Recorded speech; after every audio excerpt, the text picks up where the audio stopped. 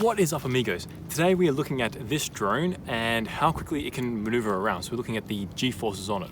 To do that, I have this accelerometer on top and it can measure all three different directions. And I'm going to be flying it around just at random, plus some controlled up and downs, left and right, and front and back. And then I'm going to have to go to a computer and get the data off here. So we're going to cut to future Mike, who will tell you what the G-forces are. Then we'll come back to past Mike and we'll recap everything. So let's put this bad boy on the ground. And actually, I should probably mention the wind today. So this wind meter is registering 30, can you see that? Is registering about 36 degrees at the moment. And the wind, the maximum wind around here is about 1 meter per second. And it dies down to about 0. So it's gusting at about 1-2 meters per second, not much. So it's fairly quiet. Okay, so let's start off. This is in the fastest mode that it has. And just a warning, this is a fairly cheap drone. So it's going to not be as good as like the really expensive ones, but this is pretty indicative of what most people have. So let's see how fast it can go around. Let's check the up and downs. Let's go back a little bit. I probably need to trim it a little bit. You can't see that at the moment. Let's come back. There is shot now, down, back up. Let's now go left and right. Oh. Let's hover down and go left, right. Oh.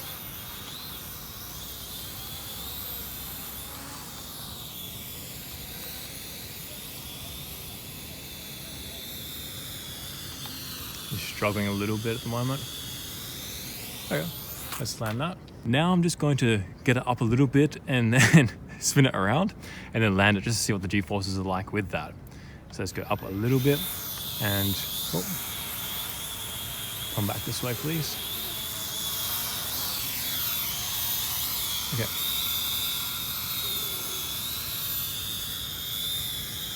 So let's land this bad boy now and check out the G-forces.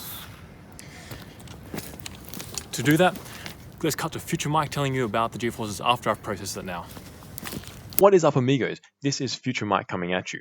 So we have a graph here showing the G-forces. I've processed the data from the accelerometer, and we have the forwards, backwards, left, right, down, up, and total G-forces that this drone is experiencing in this flight that we're doing. So the forwards and backwards and left and right are quite interesting that they have actually very similar G-forces. So the maximum they've experienced was like 5 and -5. And it's not that surprising that they have the same maxima, because the way that the propellers are oriented on a drone, they are going to be just as efficient going forwards as side to side. The down and up, though, is a little bit different. So the maximum and minimum G-forces this drone experienced was about plus 7.4 Gs and minus 7.2 Gs. So they were very similar. I was a little bit surprised at that, because I thought perhaps like going up, the propellers obviously have a natural advantage because they are geared to go up. Going down, that's a different story. But they still managed to generate the same kind of G-forces. And obviously going down, you have the benefit of gravity. Now, the total G-forces, I was quite surprised that it's over 10 Gs. It's about 10.5. So this little thing was pulling up to 10.5 Gs through this little demonstration.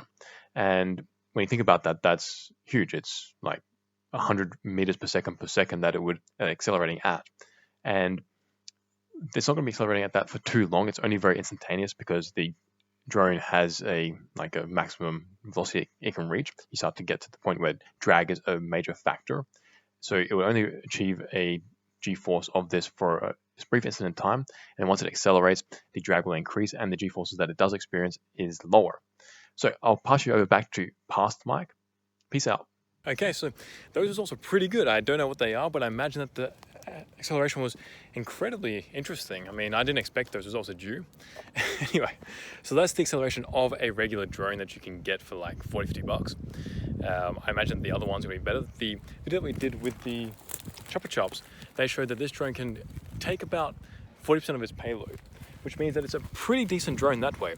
So that means that the acceleration should be pretty good, but I guess the more expensive ones will be better anyway.